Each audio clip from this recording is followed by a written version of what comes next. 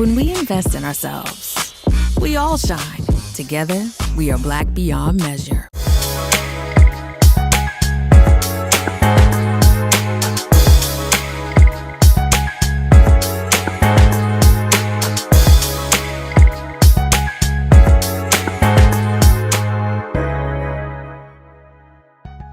I'm Deborah Owens, America's Wealth Coach, and it's time to get wealthy. You're going to learn exactly what you need to know and do to finally achieve the level of success that you desire and you deserve. A new report out by McKinsey & Company and leanin.org indicates that the job experiences for women of color in the workplace are not improving. And we're not surprised by that. Certainly I'm not. But furthermore, the report shows that microaggressions in the workplace are really undermining the success of Black women. So here's what they don't want you to know about what it really means to succeed in the workplace for Black women. First, you have to be the author of your own story and control your own narrative. Secondly, you have to begin to understand the power dynamics in these organizations. And finally, you need to know that social capital is the most valuable currency of all. And here to shed light on exactly what you need to know and do is Francine Parham. She is the founder of Francine Parham and Company, and she's no stranger to corporate America. In fact, she has been able to climb the ranks into senior management of two global organizations. That's Fortune 500 companies like J&J and General Electric. She's also the author of the new book, Please Sit Over There. Learning what you need to know about managing power, overcoming exclusion, and succeeding in the workplace as a woman. And I'm excited to welcome to Get Wealthy, Francine Parham. Welcome to Get Wealthy. Hi there, Deborah. How are you? So happy to be here. Well, I'm glad you're here because I want to start with the title almost validating what that study showed. That was a microaggression, if you will. So let's just start by, how did you come up with the title for your book? Oh, wow, Deborah. So, I'm a storyteller and I love to chat and talk. And I happened to be sharing with my publisher at the time a story that I had, an experience, more importantly, that I had, in which I was, it was the first day of my new job that I had with one of my former employers. And I was, all set. I was ready to go. I was excited to be there. And I showed up early and walked in the front door and said, "Hi, I'm Francine Parham." And before I could say anything else, the receptionist that was there, she said to me, without even establishing eye contact, she said, "You must be with the individuals that are coming to start here in the administrative pool." She said, "Why don't you she said, "Do me a favor and just sit over there." And she pointed, she's like, just sit over there. And I was like, did I just hear what I thought I heard? So that was the story. That's the story of the book, in which, I was basically dismissed and told where I needed to go, what I needed to do. And most importantly, I was, assumed to be something that I was not. And so I talk about that in the book, and, how I, responded to that, and how I, replied, and all the good stuff that came along with it. But yeah, I was told to please sit over there. But what you have not shared is the fact that you were not an associate, that you were the new global vice president reporting right into the CEO. And the reason I say that is, and we're certainly going to get more into that in the book, is that the tendency for many of us who would have had that happen would have been it would have thrown us off our game, right? Like, here it was, your first day. Mm-hmm. And so I really want to get into the conversation about the importance of I call it keeping your wits about you. Yes. Yes, absolutely. And Yeah. so to that point, I just want you to, for our audience, just expand on not where you, what the dismissal was and how you were able to recover from that. Yeah, I mean, at that time, and this came from, as you and I know, Deborah, it comes from years of training. And I don't say training in a positive manner, but in terms of being able to understand how you should respond in certain circumstances. And I was always a key listener. So I always listened to individuals. I always observed what individuals were doing. And I grew up being taught that very early on in my life, in my formative years of my growing up, in which my parents always said to me, pay attention, Francine, make sure you're listening, make sure, you are aware of what's going on before you respond. And so I carried that with me into the corporate world. I was always observing and always listening and being very mindful about how I should respond. And, that incident was a true testimony of what I had, done for years and years, and really came to the point where, I often talk to individuals about ensuring that they have a clutch between their brain and their mouth. And what I wanted to say did not come through. Like the clutch kind of stopped me. But at the end of the day, I said to myself very quickly, you've been in situations where you've been dismissed. You've been in situations where people have acknowledged you only as the help in the meeting, or they think that you are not who you are. And so you have the opportunity to respond to this. And you have an opportunity also to put this person in the place that they belong in a very purposeful and a very, respectful manner. So first of all, I never lose respect for anyone. I never let anyone, push me to the point where I'm disrespectful of them, because I don't think that that's necessary.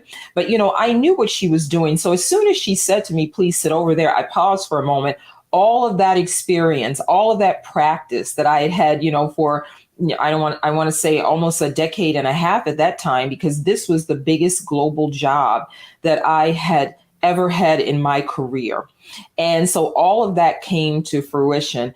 And I said, so what do I do about this? How do I respond to this? And I said to the woman in a very nice way, I said, excuse me, you may not know, but I'm the new Senior Vice President. I'm the new executive here today.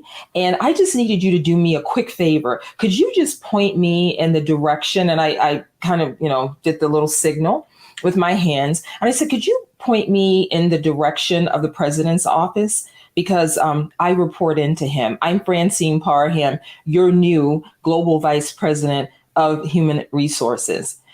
As soon as I said that, because I had been practicing, and I thought to myself, Deborah, I said, who did not get the memo? Like my announcement went to places that I didn't even know existed within my organization. And I got welcomes and thank you and congratulations. And we look forward to all of that. So I'm like, how was she left off like of the CC list?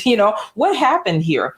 And at the end of the day, when I did that, she looked up and she was like, oh my goodness, like the energy just drained out of her face. And she's like, oh, can I help you? Oh, you're Francine. And I'm like, no. I said, just please do me a favor. Could you please point me to the direction of our president? And I thank you so much for doing that. Don't get up. Don't worry. I paused enough to let it settle. I wanted her to know that who she's misunderstood, she misunderstood. And the reason I wanted you to double click off of that, the significance of the title of your book, is because it will allow us to provide through our framework on Get Wealthy. One of the things we use as a framework around success, whether it's financial success, career success, is mindset, strategy, and execution. And so the first thing I want to touch on is mindset, because I feel like that really illustrated what having your wits about you and the mindset that you have to have when you're in these organizations, so that you are putting yourself in the best position to succeed. And I say that, Francine, because as someone who didn't come from wealth, who was the first in my family to reach the management and senior management ranks in an organization, I didn't have a playbook. I didn't know what to say or what not to say. I mean, thank goodness I had mentors and sponsors within those organizations who would pull me aside and say, well, Deborah, you know what? I was in the meeting, you did this. Next time, try doing this. And so what I really look at your book as is like the code book, right? Yes. Like corporate success decoded, all the things that you don't know that your colleagues, because they have had probably their parents were in senior management, had all been in the room, have been whispering to them about how to conduct yourself and succeed. But we didn't have that model because our parents, we're kind of traveling the road untraveled, if you will. The first question I want to ask you is, what is the mindset that Black women need to have in order to excel up through the management ranks in corporate America? Sure. I think, Deborah, that we have to have the mindset of, understanding that we will face adversity and we will face individuals who have never had any exposure to us, even in today's world. Even in you would say, how do you not have exposure to a woman of color, to a Black woman in today's world? But I say that when I speak of exposure, I also speak of context, in terms of individuals having had experiences with you, having and knowing about you outside of the workplace, or individuals that are like you in other settings, so you have to be okay with that. You have to know about the environment that you are going into. And you have to understand that, you are dealing with people who live sometimes a very insular life. Their exposure to you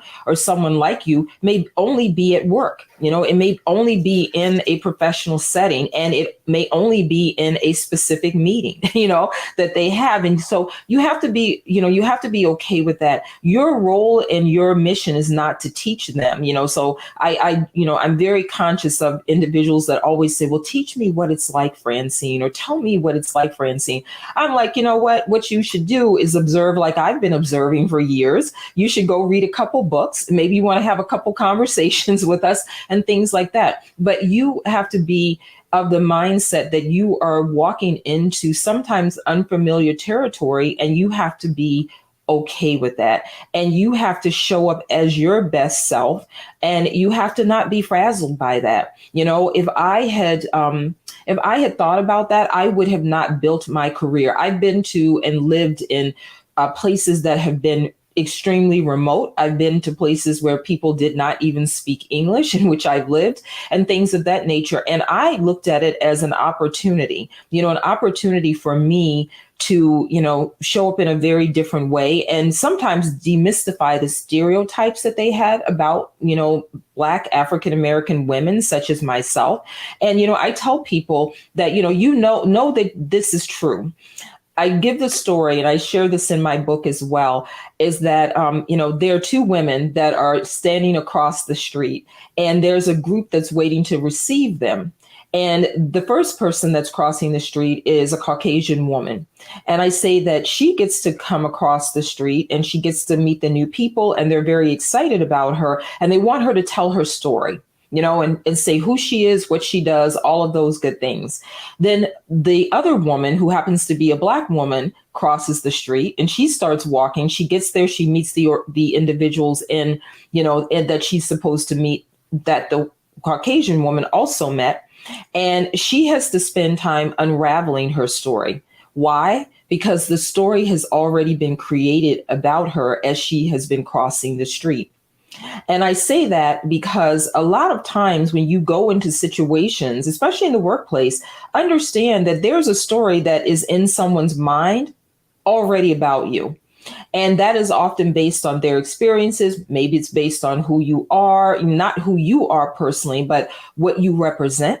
And at the end of the day, you have to be aware of that, and you have to be on your toes and be okay with responding to that. And it doesn't mean that they're wrong. It doesn't mean that you're right. It just means that there is an opportunity there. So I always look at that. I always looked at going into places that other people who didn't look like me were in. Imagine that day back in the company in which the woman told me to please sit over there. I walked into a room of 13 other executives, and there was no other female in that room. There was no other Black female in that room. All of the leaders that were sitting at that table were white males. And so I had to be mindful.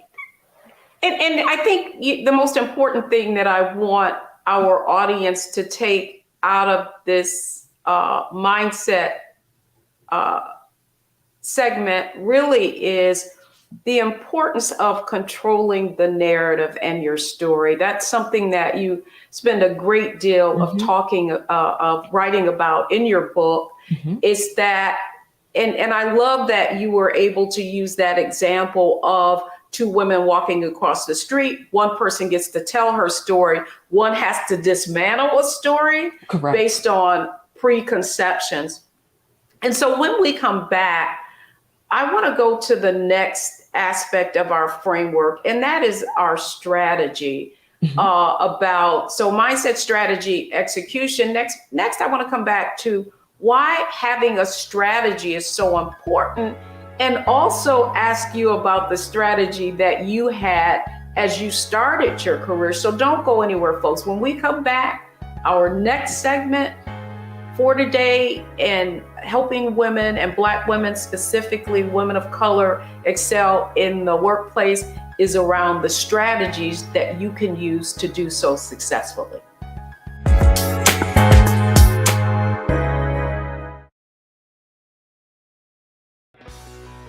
Let's be honest, as successful women, we're crushing it. Maxed out 401k and Roth IRA? Check. Aggressive savings and investments? Check. Yet, the freedom our success was supposed to buy can leave us stuck on the six-figure hamster wheel, watching retirement slip further down the road. There's another way. Get coaching courses and community at wealthyu.com. We've got to stand up. Republicans are banning abortion rights, tearing down democracy, blocking progress. But when Democrats stand together, we win. Because we voted, Democrats stood up for Black lives, voting to ban police chokeholds, stood up for Black women, putting one on the Supreme Court, stood up for our families, lowering cost of health care and prescriptions and capping insulin, and stood up for millions by slashing student debt. This November, let's stand up together and keep making progress. When we invest in ourselves, we're investing in what's next for all of us. Growing, creating, making moves that move us all forward. Together, we are Black beyond measure. This is our time, our moment to move forward, beyond the gun violence, the hospital closures, the unaffordable housing. Brian Kemp's Georgia for the wealthiest few. Stacey Abrams is looking out for every Georgian. She'll invest our $6 billion surplus in the fundamentals, education, healthcare, housing, and a good living. Putting more money in your pocket to build one Georgia, where everyone has the freedom to thrive.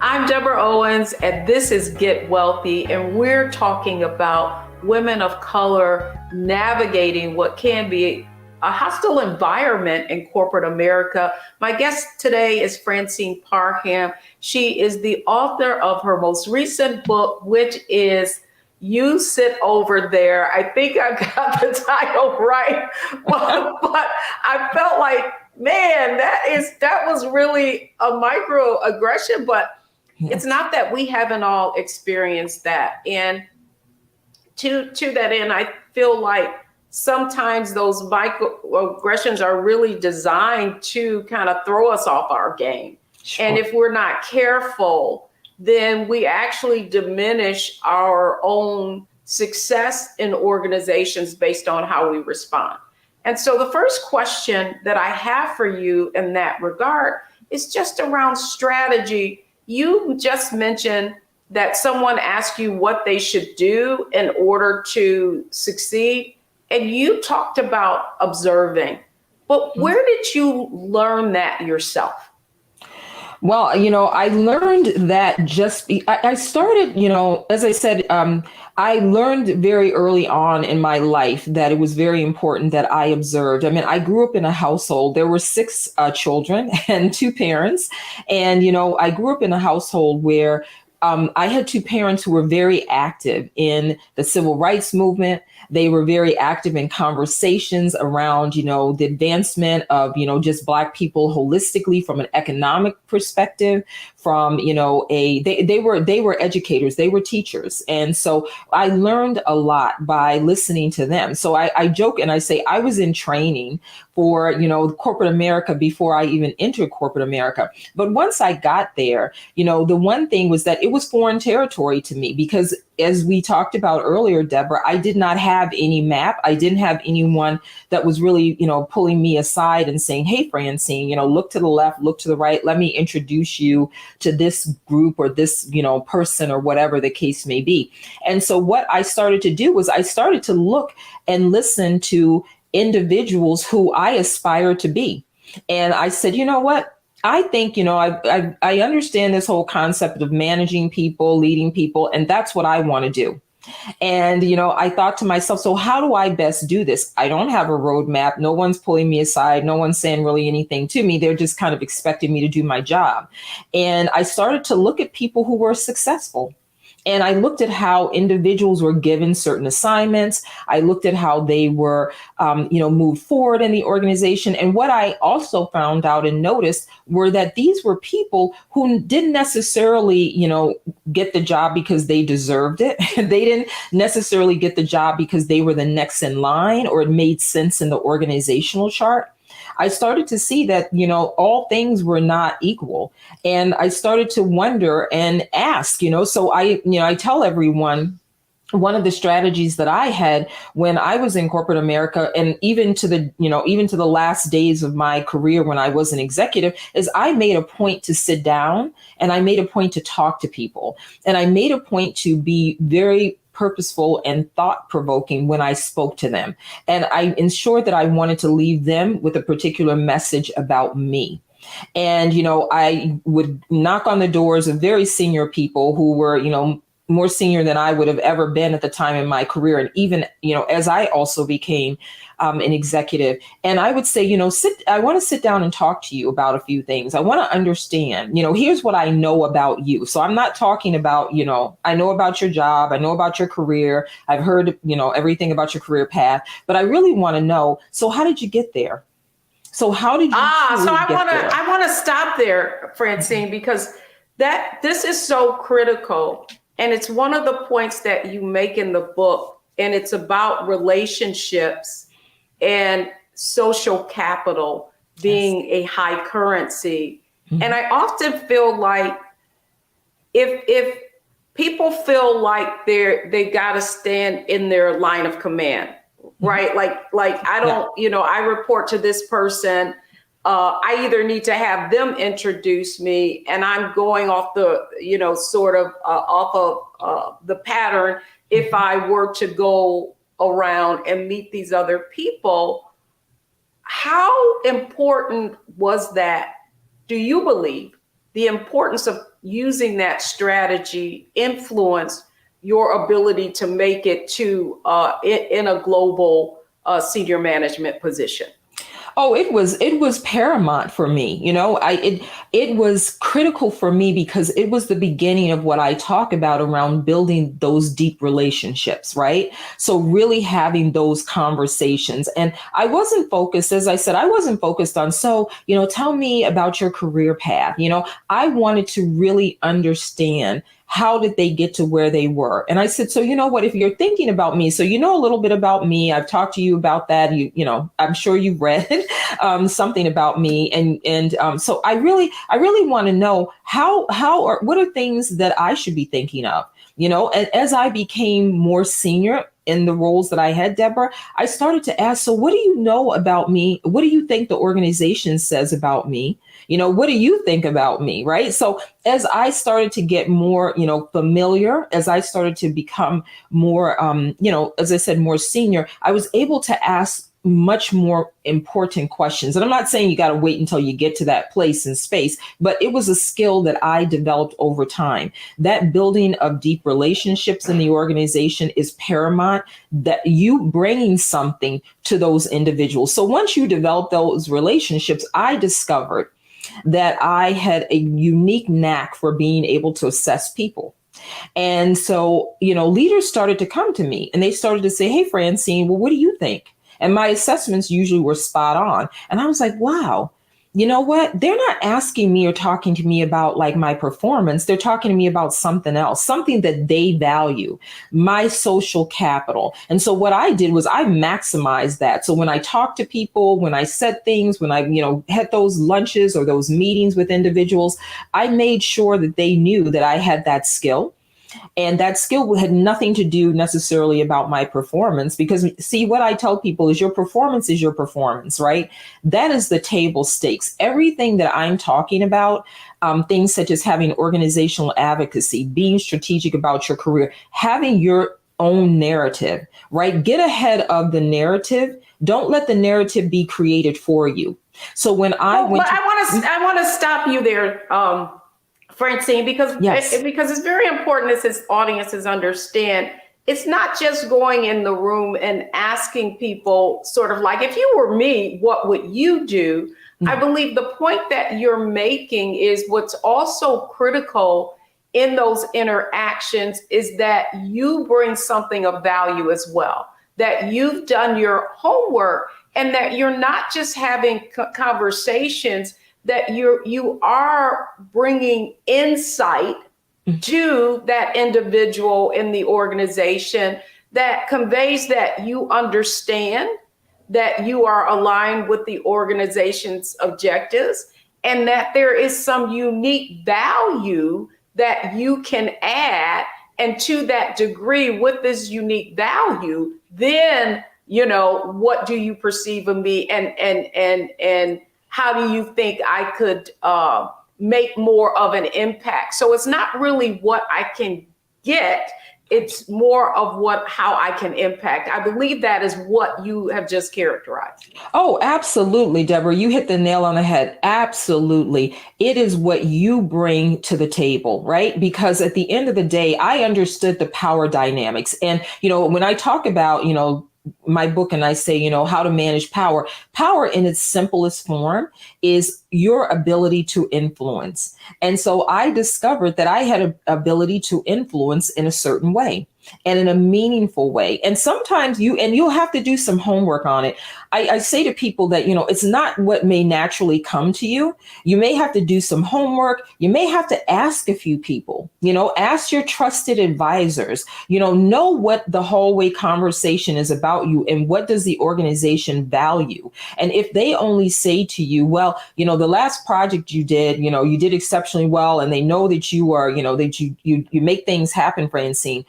You know, think about, are they describing you as maybe a hard worker versus a strategic thinker, right? Think about what is being said about you and think about how you can position yourself, as I said, once again, to really get ahead of the narrative and to create the narrative that you want to create. That is the power. That is the power. That is your ability to influence those by which you want to know who you are, who can speak on your behalf when you are not in the room. can help you with things such as the place where you talk to women about from a compensation perspective. It was very clear to me as I continue to rise in the organization that, the advancement was definitely tied, this whole advancement was tied to, my pay. It was tied to me helping my family. It was tied to me living the life that I wanted to. So I always talk about the economics behind one's advancement as well. That is super, I super love important. that. This is so don't get it twisted, right? Like no. you need to have an objective. When we come back, Francine, I want to go right into how you execute on so many of the golden nuggets and the gems that you talk about in your book. So don't go anywhere, folks. When we come back, we're going to go to our next part of our success framework, and that is execution. Don't go anywhere, folks. We'll be right back.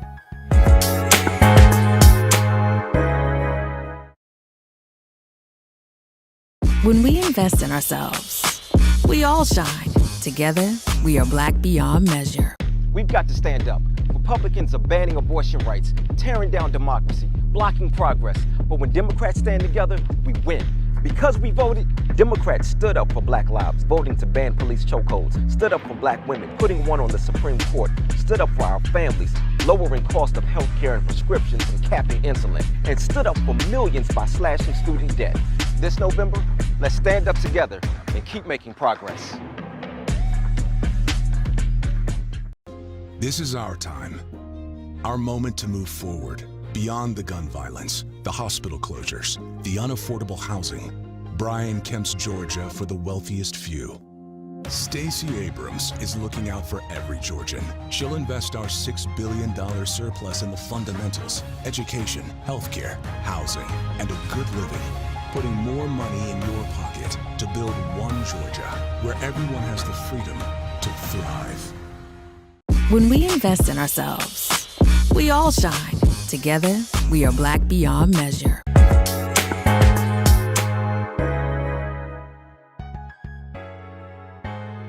I'm Deborah Owens, America's Wealth Coach, and I hope you're enjoying my conversation today with Francine Parham, who is the author of Please Sit Over There, How to Manage Power, Overcome Exclusion, and Succeed as a Black Woman in the Workplace. Now, this is exactly where I want to go with you, Francine, around execution. And it is that power dynamic. And one of the points that you make in your book is that women can often feel like, well, not just women, people can often feel like power is has a negative connotation to it. And so I'd love if you could give our audience some perspective around power dynamics and the value that they have in your ability to be successful. Well, Deborah, you're right. Absolutely. When you hear the word power, people are like, wow, that's bad, and at the end of the day, I submit to you, it's not. Once again, power is about an individual's ability to influence. So you can have organizational power, you can have positional power. There are all different types of power. And on the spectrum, there's good power and there's bad power. People use power to control other individuals, to do all sorts of things. And it happens in the workplace as well. So nothing unique about that. But at the end of the day, I talk about the power of, you thinking through how you want to succeed in the workplace and mobilizing individuals, sharing your voice. That is power within itself.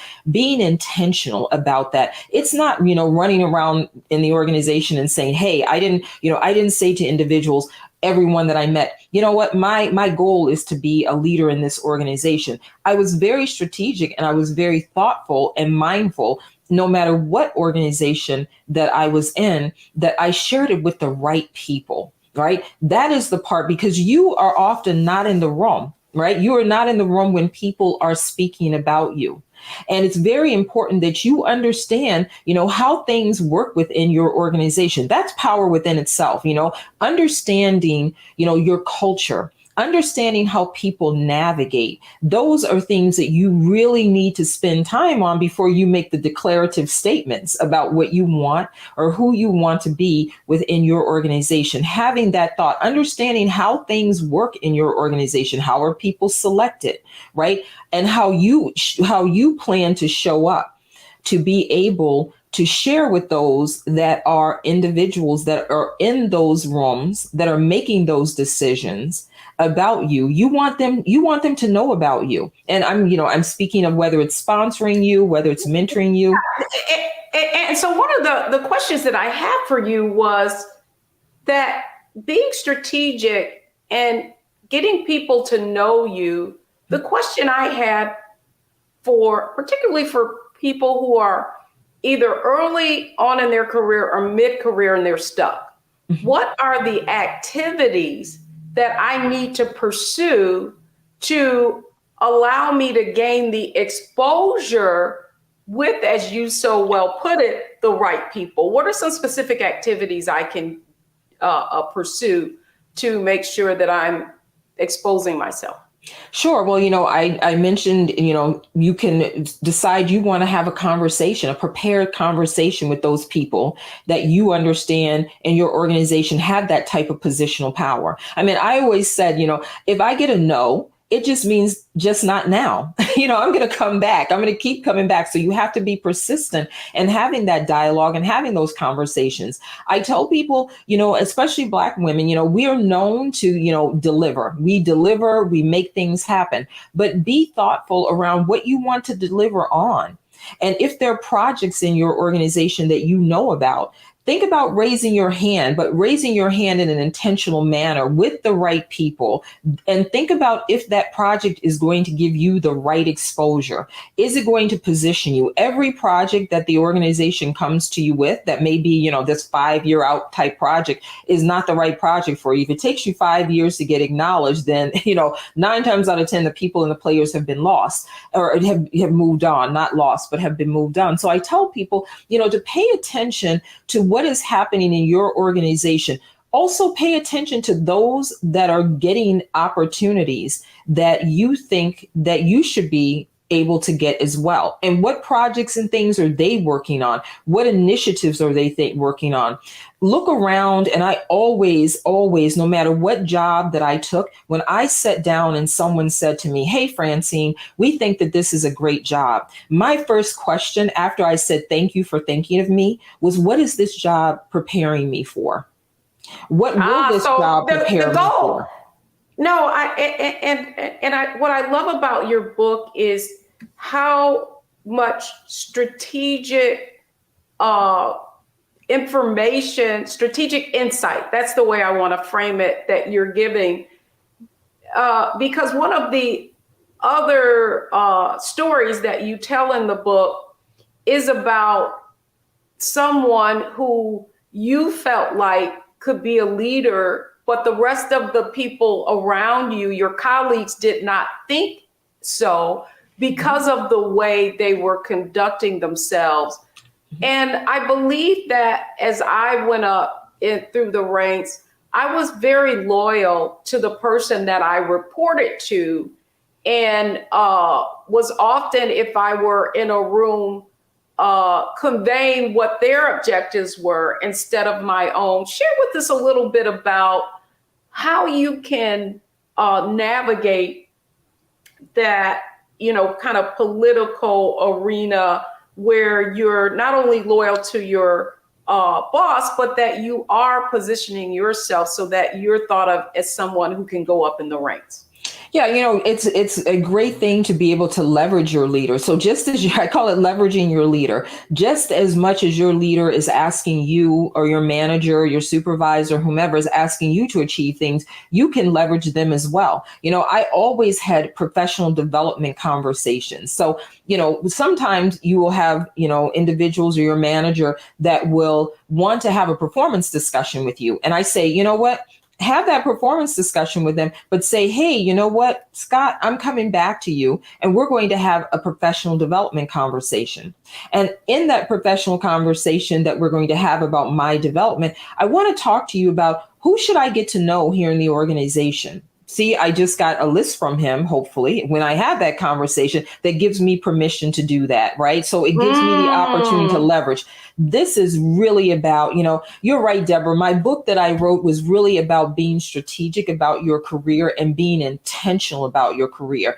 Once I figured out that I needed to do that as a Black woman, see, I discovered early on, thank goodness, that I wasn't going to get the come on over here, Francine. I want to show you, Francine. I didn't get any of that. So I had to think through ways to kind of, as I say, backdoor it in and, really doing things such as leveraging my manager. So when I went to knock on that senior leader's door, I said, you know what, Scott told me, we had a conversation about my development and here's what we talked about. And he told me, oh, by the way, I should talk to you. Now I'm talking to his administrative assistant before I get to him. And I say to her, you know what? I was talking to my boss, Scott, and Scott told me that I needed to get on Andrew's calendar.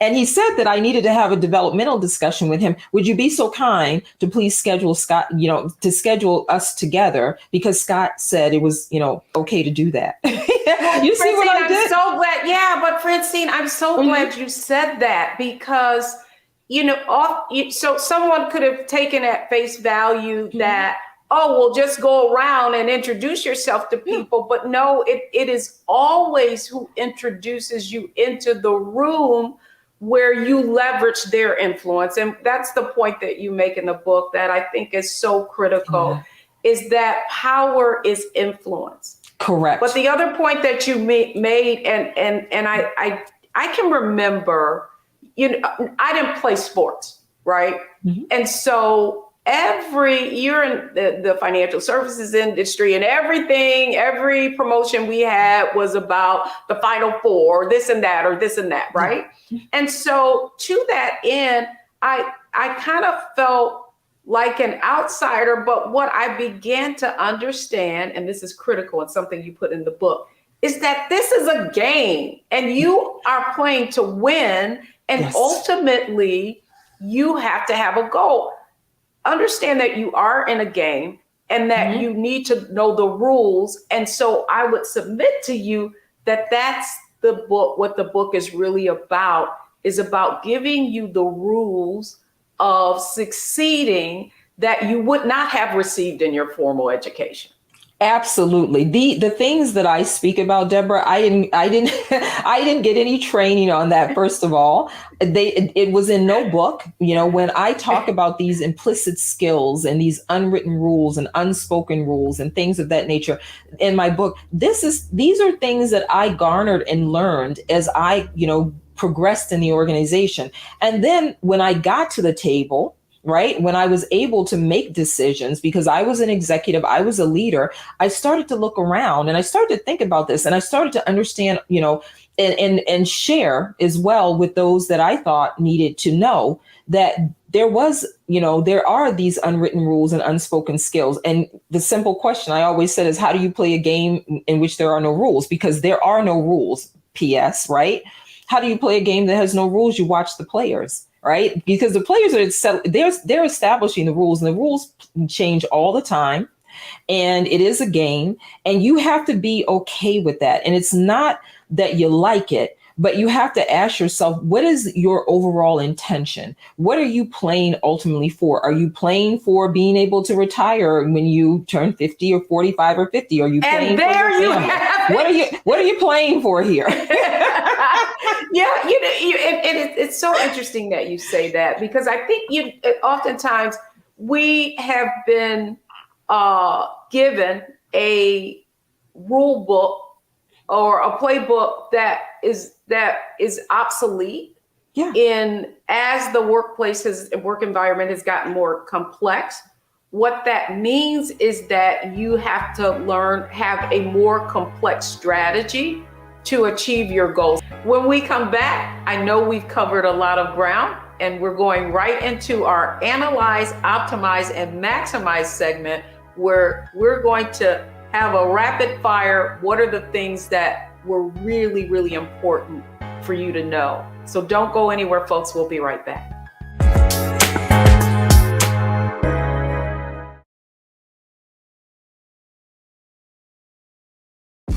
When we invest in ourselves, we're investing in what's next for all of us. Growing, creating, making moves that move us all forward. Together, we are Black beyond measure. We've got to stand up. Republicans are banning abortion rights, tearing down democracy, blocking progress. But when Democrats stand together, we win. Because we voted, Democrats stood up for Black lives, voting to ban police chokeholds, stood up for Black women, putting one on the Supreme Court, stood up for our families, lowering cost of health care and prescriptions and capping insulin, and stood up for millions by slashing student debt. This November, let's stand up together and keep making progress. When we invest in ourselves, we all shine. Together, we are Black beyond measure.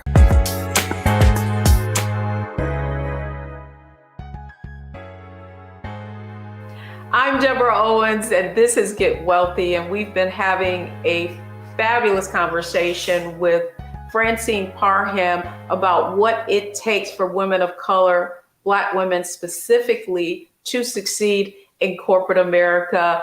Francine, wow, you gave us a lot of insight, but I would say what I know about your book is that we've barely touched the surface. And so what I would love for you to do now in our Analyze, Optimize, Maximize segment, think of it as rapid fire, right? Like, what are the three, first of all, what's the first thing we need to analyze about ourselves if we're going to succeed in corporate America? Understand that the rules are not defined, and understand that you within your organization have to discover what they are. And most importantly, once you discover what they are, decide how you're going to use them for your success. I love that, because it really takes me to the next aspect, and that is of optimizing your skills, your abilities. But one of the things you talk about in the book is that it's not necessarily your knowledge, skills, and ability that is going to have you that will make the greatest impact on your success. How can you optimize your career so that you're not like getting stuck, that you do have some momentum and trajectory? I would say, first of all, understand that your performance, any organization views your performance as a given, right? So don't by the very nature that you are a great performer, an outstanding performer, that gives you your ticket to be able to go on to other things. So first of all, make sure you got your performance right, and then start to think about what you need to be. What does your organization value, right? What do they value for others? And what have you seen others, in terms of moving forward, being promoted? What have you seen? And does it align to what you want? That's very important as well. Don't stay in an organization where your values, what you do, what they ask you to do doesn't align. But at the end of the day, get people beyond talking about you just being a great performer. Make sure they're talking about the other things that you bring to the table. Do you have leadership? Do you bring the presence that they want you to have in the workplace? I mean, and there are often things, Deborah, that, we look at and we're like, no, oh my God. So they want to know about what my story is. Yeah, they do. They want to be able to see if I have leadership presence. Yes, they do. All of those things. They want to know, does someone sponsor me in the organization or support me? Yeah, those leaders who are making decisions about you, they do want to know that, because that's how they make their decisions. They look at your performance as a given. And so, and the point really, I guess, that you're making is that to analyze, optimize, and maximize your ability to achieve your objectives. And that really is about competence. At the end of the day, yes, you're there for a reason. And so much of the effort that we have is to be rewarded. Fabulous conversation, Francine. If you could just leave our audience with one nugget that you feel can make a great impact that is also included in your book? Wow, Deborah. I would say the one thing I would say to, those of you that are listening or are a part of this conversation is, never give up the voice that you have. And make sure that those in your organization know about your voice and they know about what you want and what you expect. When we allow other individuals to craft that for us, so as I said earlier, getting ahead of that narrative, then you have lost if you let that be created for you. Create it, stand on it, develop it, make it yours, and be proud of it, first of all, but more importantly, make sure that that is what you want with your career and with your success. That is so important that you have the right voice, the right tone, all of the things that I talk about to strategically position yourself for what you want with your career and ultimately what you want from a goal perspective. I think the point that you're really making, and it's so important, we go in these organizations so often, Francine, thinking that we're going to put our head down, we're going to perform highly, and as a result of that, somebody's going to tap us on the shoulder and they're going to promote us into the next role. I believe that the point that you're making in this conversation that we're having today, as well as in your book, is no. That we are the captain of the ship, that we are if we were to put it in sports terms, the quarterback. And it really is for us to have a strategy, right, about having a career touchdown, getting the compensation that we deserve. That really is, we can't delegate that to anyone, that we have to make sure that we're playing the game and we're playing to win. Absolutely, Deborah. If you are not in it, then you got to get out of it. You really have to, because I often say, why do you wait to be unhappy? If you're not happy with navigating, if you're not happy with, the way that the organization is set up, those players that are in the organization, all of those good things, if they are not what you want, don't wait, because see, it doesn't get any better. I talk to a lot of women that are, in that mid-career part of their professional journey. And they're like, I don't know what happened, Francine. It was happening all along. You just weren't paying attention because you had your head down. And I say to all women, please don't put your head down. You are, as a Black woman, you're going to do an amazing job anyway. So keep your head up. I just know that. I know that because I'm one, so I know. Yeah, I gotcha. So, and finally, Francine, I know you do a lot of work assisting women of color in the workplace and advancing their career. Please let our audience know how they can learn not only more about your book, but also about the work that you're doing.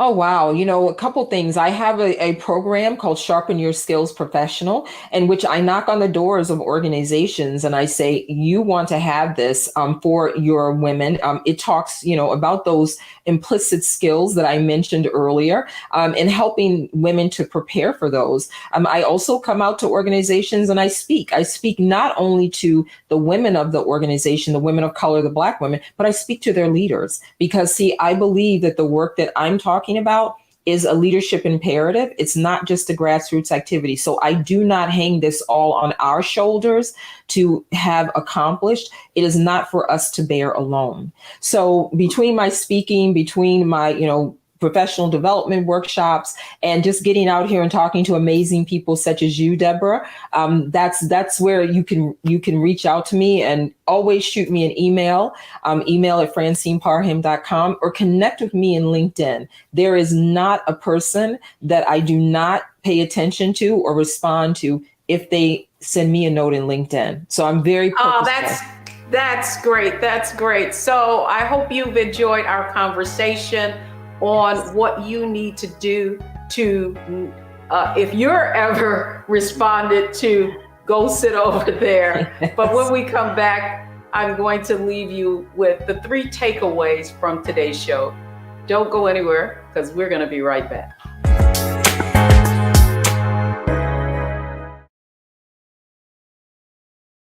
This is our time. Our moment to move forward, beyond the gun violence, the hospital closures, the unaffordable housing. Bryan Kemp's Georgia for the wealthiest few. Stacey Abrams is looking out for every Georgian. She'll invest our $6 billion surplus in the fundamentals, education, healthcare, housing, and a good living, putting more money in your pocket to build one Georgia where everyone has the freedom to thrive. When we invest in ourselves, we all shine. Together, we are Black beyond measure. Hatred on the streets, a horrific scene, a white nationalist rally that descended into deadly violence. White people are losing their damn minds. As an angry pro-Trump mob storms the U.S. Capitol, we've seen shootings. We're about to see the rise of what I call white minority resistance. We have seen white folks in this country who simply cannot tolerate black folks voting. I think what we're seeing is the inevitable result of violent denial. This is part of American history. Every time that people of color have made progress, whether real or symbolic, there has been what Carol Anderson at Emory University calls white rage as a backlash. This is the rise of the Proud Boys and the Boogaloo Boys. America, there's going to be more of this. Here's all the Proud Boys, guys. This country is getting increasingly racist in its behaviors and its attitudes because of the fear of white people. The fear that they're taking our jobs, they're taking our resources, they're taking our women. This is white fear.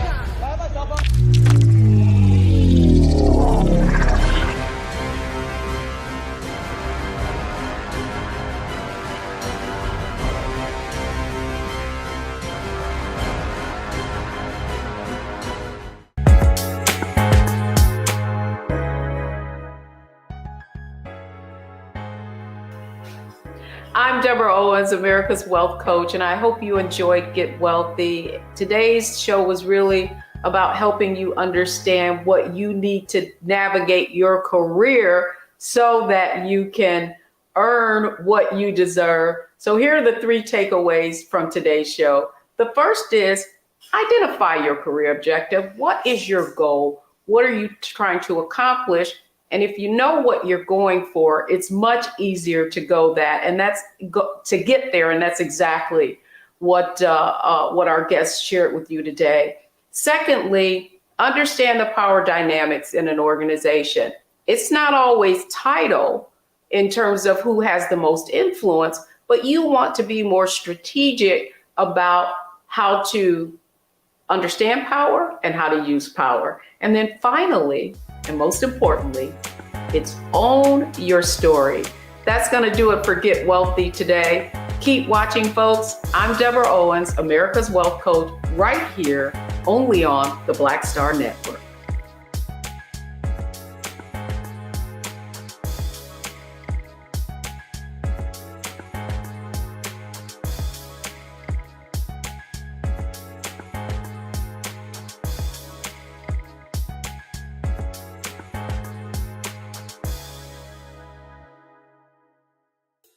When we invest in ourselves, we all shine.